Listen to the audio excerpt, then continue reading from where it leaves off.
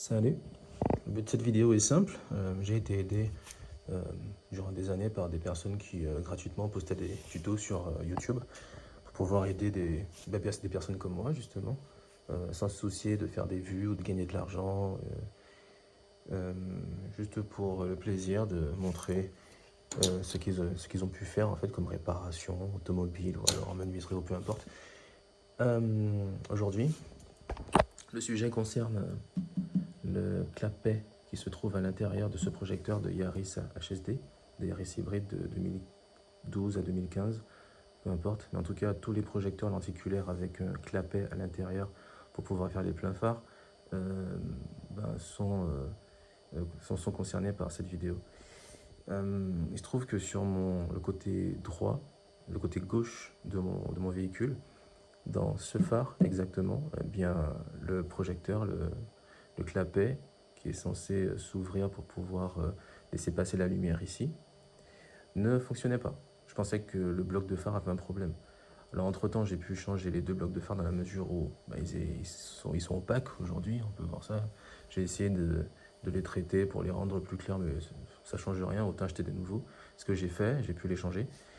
Et celui-ci, vous voyez, il est encore sous sa forme normale, naturelle, sortie d'usine.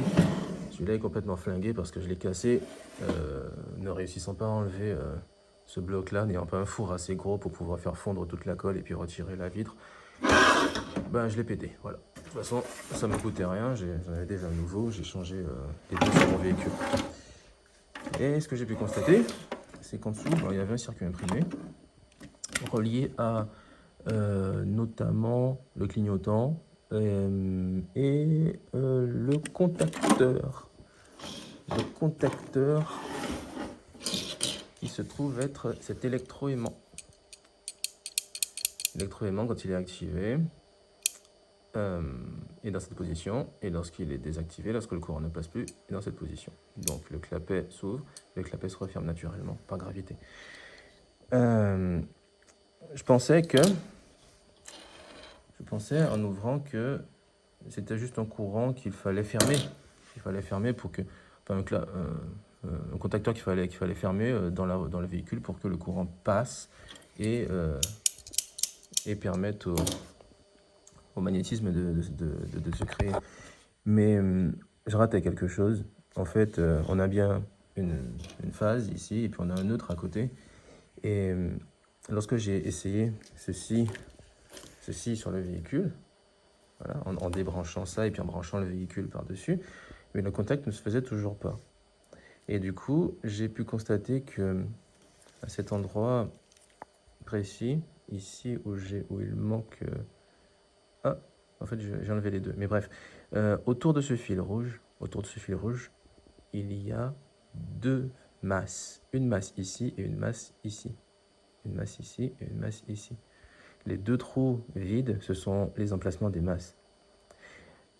Sur le côté qui ne fonctionnait pas sur mon véhicule, j'ai trouvé une tension lorsque je mettais les pleins phares de 10 volts à peu près. J'ai trouvé cette tension, mais je la trouvais à un seul endroit. Ce qui, selon moi, est normal, puisque sur l'autre phare, c'était pareil.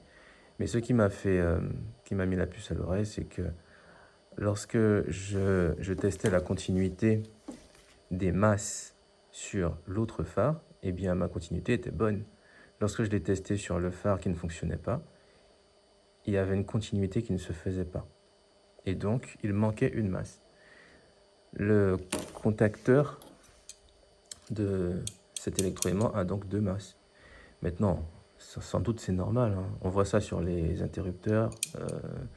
On voit qu'il y a des interrupteurs. Enfin bon, je ne vais pas m'égarer là-dessus. Bref, le contacteur a deux masses.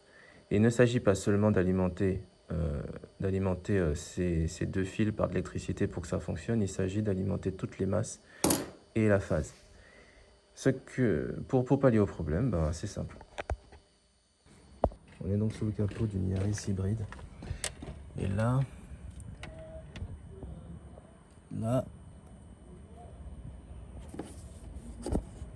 est l'une des masses défectueuses. Ok. là-dedans est l'une des masses défectueuses. Ce que j'ai fait, j'ai pris la masse défectueuse, je l'ai défichée et avec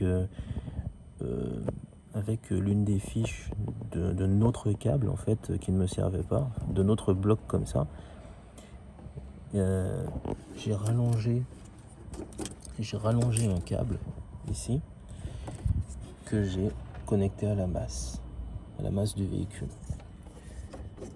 Ce n'est pas quelque chose de risqué dans la mesure où de toute façon la masse ici était branchée à la masse du véhicule. Maintenant, qu'est-ce qui a pu engendrer ce problème-là? Je ne sais pas exactement. Je ne sais pas si c'est une coupure de câble, si c'est une surtension qui a fait que le câble brûle à un moment, alors un animal qui l'a rongé, j'en sais rien. Tout ce que je sais, c'est que il manquait une masse et j'ai refermé le circuit avec cette masse. Voilà. Donc, aussi simple que ça. À voir évidemment s'il m'arrive quelque chose, enfin s'il arrive un souci par la suite. Mais les fusibles vont bien. Dans la boîte à fusibles ici,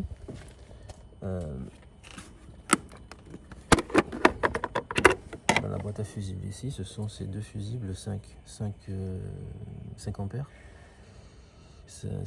Oui, 5 ampères qui s'occupent du contact d'une part droit, d'autre part gauche. Et le 20 ici sert à l'allumage des ampoules tout simplement. Donc une fois que les fusibles vont bien, eh bien je me dis que ça n'a peut-être pas été une surtension à la base.